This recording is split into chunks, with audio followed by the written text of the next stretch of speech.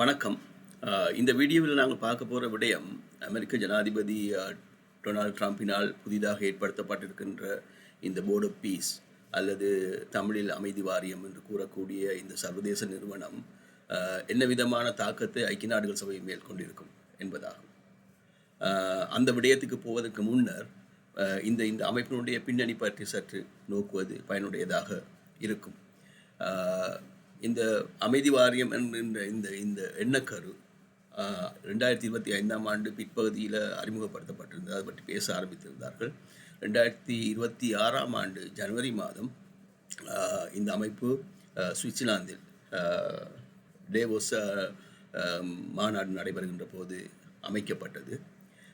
அதுக்கு பிறகு கடந்த வாரம் 2026ஆம் ஆண்டு பிப்ரவரி மாதம் இதனுடைய முக்கியமான மாநாடு வாஷிங்டன் டிசி நகரில் கூட்டப்பட்டிருந்தது.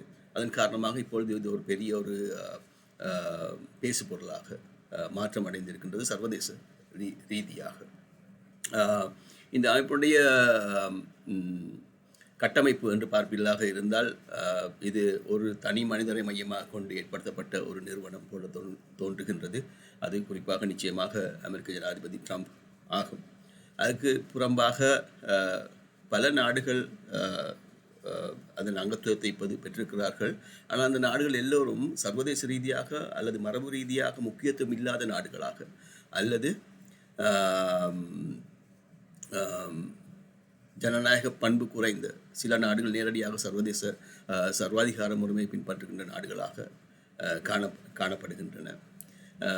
முக்கியமாக மேற்கு தேச ஜனநாயகங்கள் ஜெர்மனி, கனடா, ஐக்கிய ராஜ்யம் போன்ற நாடுகள் இதில் அங்கத்துவம் பெற்றிருக்கவில்லை. அதுக்கப்புறமாக பலம் வாய்ந்த நாடுகள் என்ற அடிப்படையில் பார்க்கின்ற போது ரஷ்யா, சைனா, இந்தியா போன்ற நாடுகளும் இதில் இடம்பெற்றிருக்கவில்லை.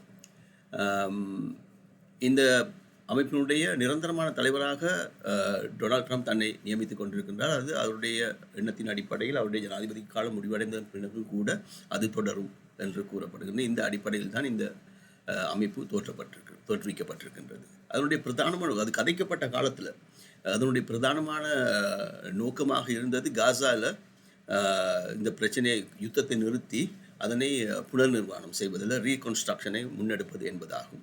இப்பொழுது கடந்த வாரம் இடம்பெற்ற கூட்டத்தில் அதனுடைய அந்த நோக்கம் என்பது பெருப்பிக்கப்பட்டு இப்பொழுது சர்வதேச அமைதியை ஏற்படுத்துவதற்கான நோக்கத்தில் இது செயற்படும் என்று கூறப்பட்டிருக்கின்றது.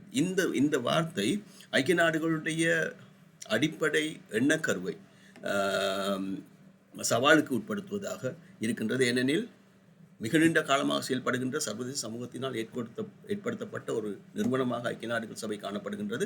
அதனுடைய பிரதானமான செயல்பாடு என்பது சர்வதேச அமைதியையும் பாதுகாப்பையும் உறுதிப்படுத்துவது என்பதாகும். இப்பொழுது புதிதாக ஒரு நிறுவனம் தோற்றுவிக்கப்பட்டு அதுவும் அதே விதமான செயல்பாட்டை முன்னெடுக்கும் என்று கூறுவது ஐக்கிய நாடுகள் சபையினுடைய செயல்பாடுகளையும் அதனுடைய லெஜிட்டிமசி அதனுடைய அங்கீகாரத்தையும் குறைத்துவிடும் என்று எதிர்பார்க்கலாம். ஆக அந்த பிரச்சனை பற்றி தான் இன்று நாங்கள் பார்க்க போனோம். அதற்கு முன்னர் நாங்கள் பார்க்க வேண்டிய சில பிரச்சனை இருக்கின்றன சொன்னால், இப்பொழுது இதுவரை காலமும் சர்வதேச முறைமையில் ஒரு பெரிஃபரியில் ஒரு ஓரத்தில் இருந்த நாடுகள் தான் இப்போ இந்த அமைப்புடைய முக்கியமான நாடுகளாக மாற்றம் பெற்றிருக்கின்றன. உதாரணமாக கூறுவதாக இருந்தால் மத்திய கிழக்கில் இருக்கின்ற ஜனநாயக பண்பு குறைந்த நாடுகள், ஓமான் போன்ற நாடுகள், அதுக்கப்புறமாக பாகிஸ்தான் போன்ற நாடுகள் சர்வ இராணுவ ஆட்சியை பின்பற்றுகின்ற அல்லது இராணுவ தன்மையுடைய ஆட்சியை பின்பற்றுகின்ற நாடுகள், மொங்கோலியா போன்ற சிறிய நாடுகள் தான் இதில் முக்கிய உறுப்பினர்களாக இப்பொழுது மாற்றம் அடைந்திருக்கின்றார்கள். அதன் காரணமாக இந்த நிறுவனம் வெற்றி பெறுமாக இருந்தால் சர்வதேச முறைமை இதுவரை காலமும் இந்த தூரத்தில் இருந்த நாடுகளினால் கட்டுப்படுத்தப்படுகின்ற ஒரு செயல்பாடு ஏற்படும். அதுக்கு புறம்பாக இந்த அமைப்பில் நிரந்தரமான அங்கத்துவத்தை பெற்றுக்கொள்ள வேண்டுமாக இருந்தால் $1 பில்லியன் பணத்தை இந்த நிறுவனத்துக்கு செலுத்த வேண்டும் என்று கூறப்பட்டிருக்கோம். அதனுடைய கருத்து என்னவெனில், முக்கியமாக பொருளாதார ரீதியாக பலம் வாய்ந்த நாடுகள் மட்டும்தான் இந்த அமைப்பில் நிரந்தரமான உறுப்பினர்களாக இருக்கலாம். ஏனையவர்கள் ஒரு பலவீனமான ஒரு நிலையில் செயல்பட வேண்டிய ஒரு அவசியம் இருக்கும். அதுக்கு புறம்பாக ட்ரம்பினுடைய விருப்பத்துக்கு ஏற்ற மாதிரி அவர்கள் செயல்பட வேண்டிய ஒரு அவசியம் இருக்கும். இதுவும் சமூக நீதி என்ற அடிப்படையில் பார்க்கின்ற போது, ஜனநாயக பண்பு என்று பார்க்கின்ற போது பிரச்சனைக்குரிய ஒரு விடயமாக இருக்கும். அதுக்கு மேலதிகமாக இப்பொழுது ட்ரம்ப் கூறியிருக்கின்றார், அவர் அமெரிக்க அரசாங்கம் இந்த நிறுவனத்துக்கு $10 பில்லியன் உதவித்தொகையாக வழங்கும் என்று கூறியிருக்கின்றார். அதுவும் ஒரு பிரச்சனைக்குரிய விடயமாக அமெரிக்காவில் இருக்கின்ற ஜனநாயக கட்சி கொள்கைகளை பின்பற்றுகின்ற நபர்களினால் கூறப்பட்டிருக்கின்ற இது ஒரு கரப்ஷன் ஸ்கீம் என்ற விதமாக ஊழலை முன்னெடுப்பதற்கான ஒரு செயல் திட்டமாக முன்னெடுக்கப்படுகின்றது என்று குற்றம் சாட்டப்பட்டிருக்கின்றது.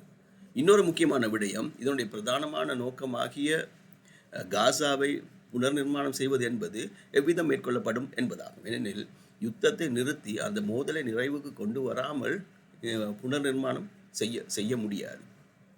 ஆகவே அந்த திட்டத்தை இவர்கள் எவ்விதம் முன்னெடுக்கப் போகின்றார்கள் என்ற விதமான கேள்விகள் இருக்கின்றன.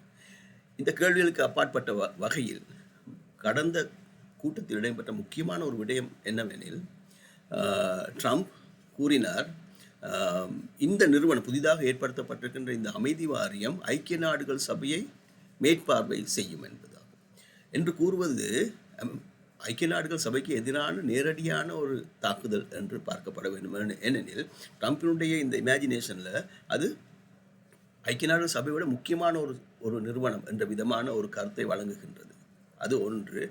அது இதுவரை காலம் இருந்த சர்வதேச ரீதியாக ஏற்றுக்கொள்ளப்பட்ட ஒரு நிறுவனத்தினுடைய லெஜிட்டிமசியை இல்லாமல் செய்வதாக இருக்கும். அது ஒரு பிரச்சனை.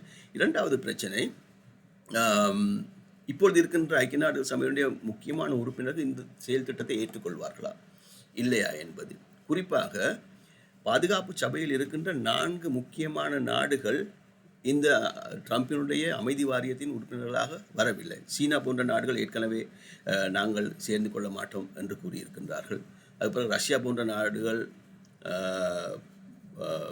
இன்விடேஷனை ரிஜெக்ட் பண்ணியிருக்கின்றார்கள். மேற்கு தேச ஜனநாயகங்கள் உதாரணமாக பிரான்ஸ், யூகே செக்யூரிட்டி கவுன்சிலுடைய மற்ற நிரந்தரமான உறுப்பினர்களும் தாங்கள் சேர்ந்து கொள்ளப் போவதில்லை என்று கூறுகின்றனர். அதன் காரணமாக புதிதாக ஏற்படுத்தப்பட்டிருக்கின்ற அமைப்புக்கும் ஐக்கிய நாடுகளுக்கும் இடையில் ஒரு இடைவெளி காணப்படுகின்றது. ஆகவே இந்த அமைப்பை ஒரு தனிநபருடைய தலைமையில் செயல்படுகின்ற ஜனநாயக பண்பு குறைந்த ஒரு நிறுவனத்தை தங்களுடன் சேர்ந்து அல்லது அதை மேற்பார்வை செய்வதற்கு பாதுகாப்பு சபை அனுமதிக்குமா என்கின்ற ஒரு கேள்வி, முக்கியமான ஒரு கேள்வி. என்னுடைய அபிப்பிராயத்தின்படி அவ்விதம் நடைபெறப் போவது இல்லை என்பதாகும். அதன் காரணமாக எதிர்வரும் காலங்களில் ட்ரம்ப் அரசாங்கத்துக்கும் ஐக்கிய நாடுகள் சபைக்கும் இடையில் ஒரு முறுகல் நிலை ஏற்படுவதற்கும் ஒரு மோதல் ஏற்படுவதற்குமான ஒரு சாத்தியம் காணப்படுகின்றது. இப்போ கடந்த வாரம் ஐக்கிய நாடுகள் சபையினுடைய செயலாளர் நாயகம் கூறியிருக்கின்றார், அமெரிக்கா உட்பட ஏனைய உறுப்பினர்கள் தாங்கள் ஐக்கிய நாடுகள் சபைக்கு வருடாந்தம் வழங்குகின்ற இந்த பட்ஜெட் தொகையை வழங்காவிட்டால் இந்த நிறுவனம் வீழ்ச்சி அடையக்கூடிய ஒரு நிலை இருக்கும் என்பதாகும். இப்பொழுது ட்ரம்ப் அமைதி வாரியம் ஊடாக ஐக்கிய நாடுகள் சபைக்கு எதிரான ஒரு நிலைப்பாட்டை எடுத்திருப்பதன் காரணமாக அமெரிக்கா இந்த பணத்தை செலுத்தும் என்று எதிர்பார்க்க முடியாது. அதன் காரணமாக ஐக்கிய நாடுகள் சபை மேலும் பலவீனப்படுத்துவதற்கான ஒரு சாத்தியம் இருக்கின்றது என்று தான் நான் நினைக்கிறேன். அதன் காரணமாக இந்த நிறுவனத்துக்கும் ஐக்கிய நாடுகள் சபைக்கும் இடையில் ஒரு முருகல் நிலையும் ஒரு மோதலும் ஏற்படுவதற்கான சாத்தியம் பெருமளவு இருக்கின்றது என்று நினைக்கின்றேன். இதில் நாங்கள் 2 விதமாக பார்க்க வேண்டும். குறுகிய காலத்தில் அதாவது ட்ரம்ப் ஜனாதிபதியாக இருக்கும் வரை இந்த புதிதாக ஏற்படுத்தப்பட்டிருக்கின்ற நிறுவனம் சிறப்பான ஒரு முறையில் கட்டமைக்கப்பட்டு சிறப்பாக செயல்படுத்தப்படுமாக இருந்தால் அது குறுகிய காலத்தில் ஐக்கிய நாடுகள் சபையை டேமேஜ் பண்ணக்கூடிய அல்லது அதனை பலவீனப்படுத்தக்கூடிய அல்லது அதனை ஆட்டம் காண செய்யக்கூடிய ஒரு சூழ்நிலை ஏற்படும். ஆனால் இந்த விடயம் நீண்ட காலத்தில் ஐக்கிய நாடுகள் சபையினுடைய பலத்தையும் அதனுடைய லெஜிட்டிமசியையும் இல்லாமல் செய்யுமா என்று கேட்டால் அதுக்கு பதில் கொஞ்சம் இல்லை என்ற அளவுக்கு தான் இருக்கும். ஏனெனில் இது ஒரு தனிநபரை மையமாக கொண்டு அமைதி வாரியம் என்பது ஒரு தனிநபரை மையமாக கொண்டு கட்டியெழுப்பியிருக்கப்பட்டிருப்பதன் காரணமாக அந்த தனிநபர் பலமுடையவராக இருக்கின்ற வரை தான் அந்த நிறுவனம் நீடிக்கும். அதனுடைய அர்த்தம் என்னவெனில் ஜனாதிபதி ட்ரம்ப் ஜனாதிபதியாக இருக்கும் வரைக்கும் தான் இப்பொழுது இருக்கின்ற உறுப்பினர் அவருடன் சேர்ந்து வேலை செய்வார்கள். அதுக்கு பிறகு அவருடன் சேர்ந்து வேலை செய்ய வேண்டிய ஒரு அவசியம் இந்த நாடுகளுக்கு இல்லைன்னு சொல்லலாம். இப்பவும் கூட அவர்கள் 2 காரணங்களுக்காக முக்கியமாக இந்த அமைப்புடன் இணைந்து கொண்டிருக்கிறார்கள். ஒன்று ட்ரம்பை பகைத்து கொள்ளாமல் இருப்பதற்காக, இரண்டாவது ட்ரம்பின் ஊடாக சில நன்மைகளை பெற்றுக்கொள்ளலாம் என்ற அடிப்படையில், குறிப்பாக பாகிஸ்தான் போன்ற நாடுகள் என்ற அடிப்படையில் சேர்ந்திருக்கிறார். ஆக அவர் ஜனாதிபதியாக இல்லாமல் போகின்ற காலத்தில்